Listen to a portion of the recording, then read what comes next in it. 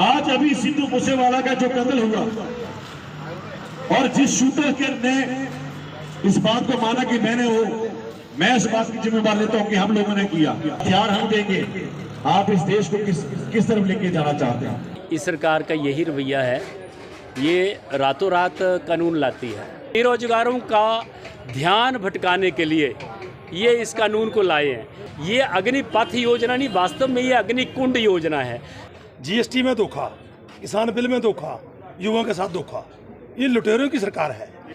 ਤਾਜ਼ੀਆਂ ਖਬਰਾਂ ਸੁਣਨ ਲਈ ਸਾਡੇ ਚੈਨਲ ਨੂੰ ਸਬਸਕ੍ਰਾਈਬ ਕਰੋ ਤੇ ਬੈਲ ਬਟਨ ਦਬਾਉਣਾ ਨਾ ਭੁੱਲੋ ਅਤੇ ਵੀਡੀਓ ਨੂੰ ਲਾਈਕ, ਕਮੈਂਟ ਐਂਡ ਸ਼ੇਅਰ ਜ਼ਰੂਰ ਕਰੋ।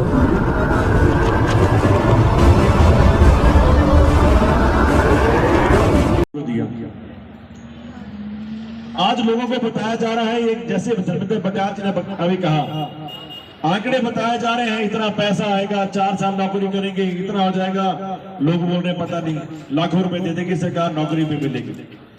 अरे साथियों, अगर किसी को नौकरी देने की बात कर रहे हैं तो साथ ही साथ आप ये भी देखो किसी को रिटायर भी कर रहे हैं। आपके कितने लोग रिटायर होके आ रहे हो, कितने लोगों को नौकरी मिलेगी, इस बात को आज जनता को जो समझना पड़ेगा।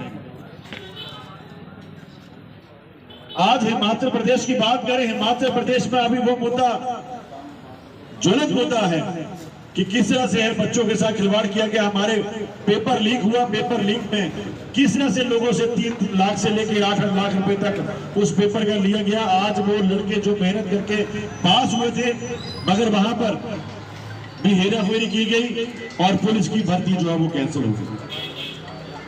इसी तरह आर्मी की भर्ती की जो पेपर दिया गया, कोरोना के चलते उसको जो है वो रद्द किया गया और आज वो पॉलिसी आज आपके बीच में लाई गई जिस पॉलिसी को का कोई आधार नहीं।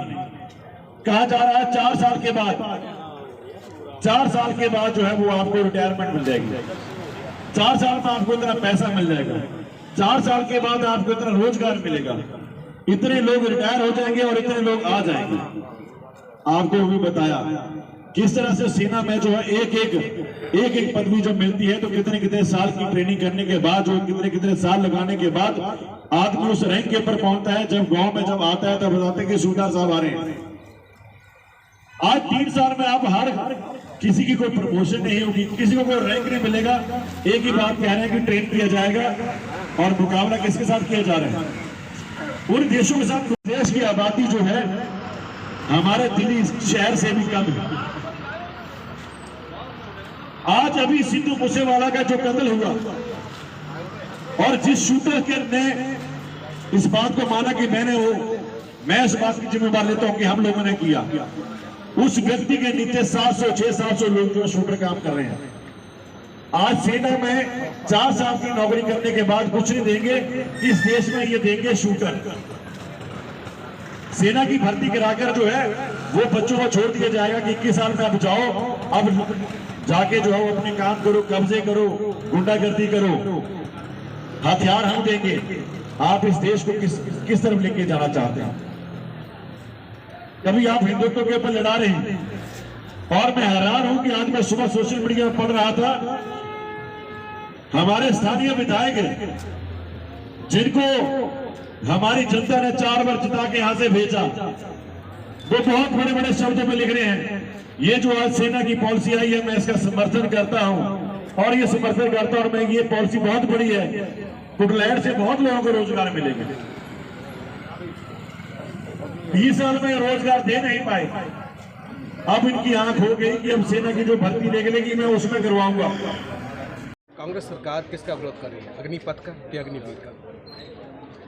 ये नया कानून रातों रात ये जो सरकार लेके आई है, अग्निपथ योजना, ये पहले भी इस सरकार का यही रवैया है, ये रातों रात कानून लाती है।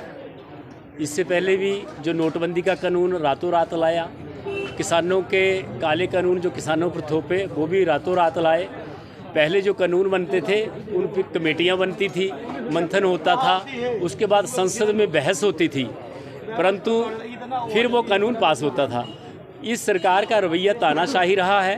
कौन विचार करता है और कैसे कानून लाया जाता है आपके सामने है।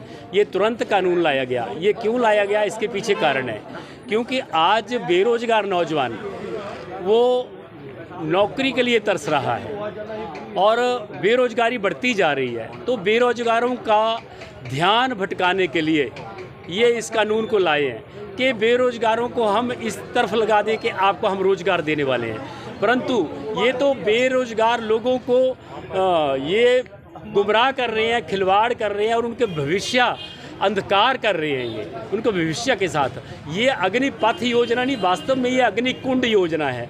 ये तो बेरोजगारों के भविष्य को अग्निकुंड में डाल रहे हैं, ये भस्म कर रहे हैं। 4 साल के बाद वो बेरोजगार क्या करेगा, कहाँ जाएगा, वो नौकरी ढूंढेगा या घर में बैठेगा।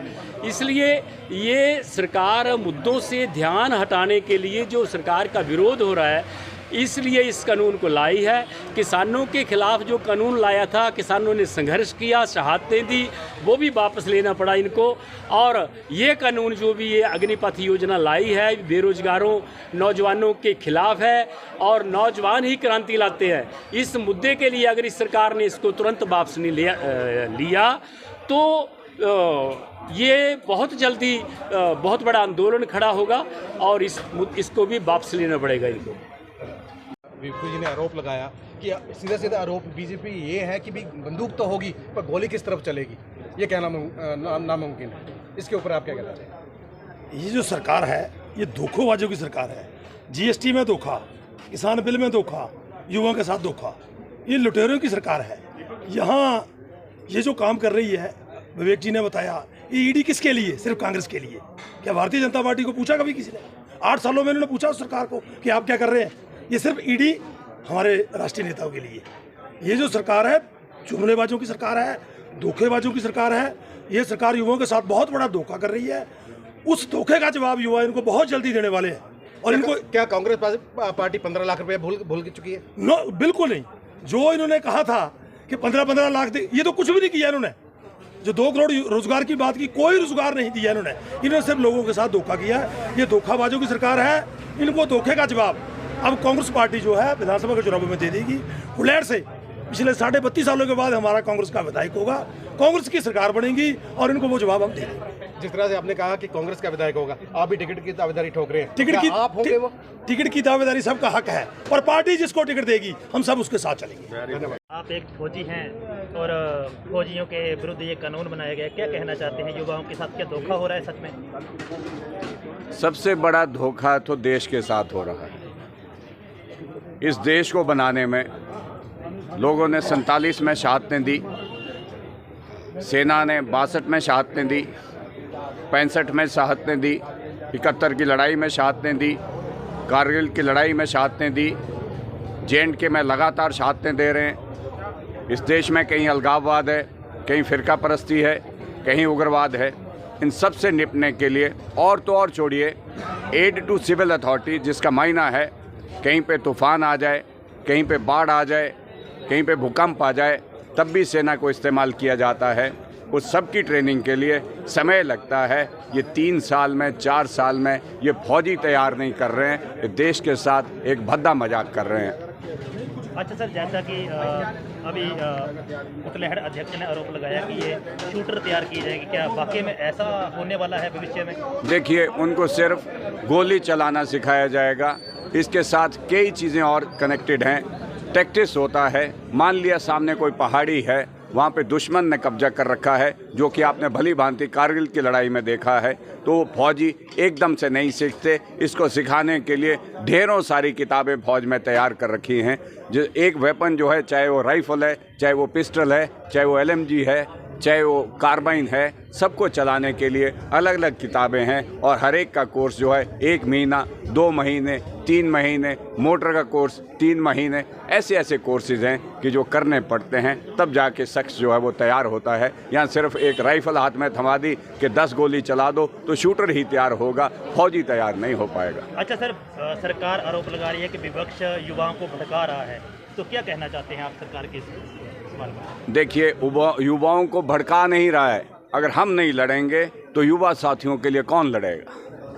आज एक युवा, जैसे आप जानते हैं हिमाचल के अंदर क्या पैशन है, एक लड़का 10वीं करता है, 12वीं करता है और उसके बाद उसके घर वाले भी सारे मेहनत करते हैं कि मेरा बच्चा जो फौज में भर्ती हो जाए। उसके कारण हैं सबसे पहले कि उसका फ्यूचर जो है सुरक्षित है। अगर बाई द वे कहीं उसको शहादत देनी पड़ती है तो उसमें भी जो है उसका नाम जो है वो एक हिस्ट्री में जुड़ जाता है। प्लस उसके पेरेंट्स की देखभाल, उसके बच्चों की देखभाल, ये पिछली सरकारों ने पूरा सुनिश्चित किया था। जो ये सरकार जो है आस्था जिन्होंने नारा दिया था कि 1 रैंक 1 पेंशन देंगे, इन्होंने नारा दिया था लेकिन किया इन्होंने सब उल्टा है। कभी अपंगों की पेंशन काट ली, कभी विधवाओं की पेंशन काट दी, फौजी विधवाओं की पेंशन काट दी। और आज इस माहौल तो ये थे कांग्रेस के तमाम पदाधिकारी जिनका साफ साफ कहना है कि यह जो अग्निपथ या अग्निवीर योजना है यह युवाओं के साथ छलावा है और अगर सरकार ने इसको वापस नहीं लिया तो हम बड़े आंदोलन की तैयारी कर रहे हैं। और साथ ही साथ यहाँ के स्थानीय नेता कर्नल धर्मेंद्र पटेल जी ने साफ साफ शब्दों में कहा कि हम खुद एक फौजी रहे हैं, कर्नल पद से रिटायर आए हैं। अगर 4 साल की कोई भर्ती होती है तो उसमें किसी भी प्रकार का कोई भी फौजी तैयार नहीं होगा, कोई सूबेदार तैयार नहीं होगा, बल्कि उनका आरोप है कि सरकार या शूटर तैयार करेगी जिनको आतंकी संगठन हाईजैक करके उनको अपने फ़ायदे के लिए इस्तेमाल करेंगे। तो बड़े आंदोलन की चेतावनी। इन्हीं शब्दों के साथ मैं आप सभी दर्शकों का कानूनी शिकंजा वेब चैनल के लिए बहुत बहुत स्वागत और धन्यवाद करता हूं कि आप हमें इतना प्यार देते हैं और इतना दुलार देते हैं। धन्यवाद। जय हिंद, जय भारत।